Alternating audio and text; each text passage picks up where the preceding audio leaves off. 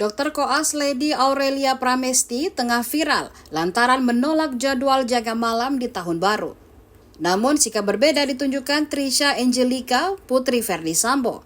Anak sulung Ferdy Sambo dan Putri Chandrawati itu diketahui saat ini juga sedang menjalani koas usai lulus sebagai dokter gigi di Universitas Trisakti. Ikut dapat sorotan lantaran kasus Lady Dr. Koas, Trisha pun dicecar pertanyaan yang sama. Di akun TikToknya, Trisha sering membagikan momen dirinya saat menjalani koas bersama dokter lain di rumah sakit. Ia pun tampak riang di setiap postingan yang diunggah. Bahkan di salah satu unggahannya, Trisha mengaku harus menjalani shift jaga selama 33 jam.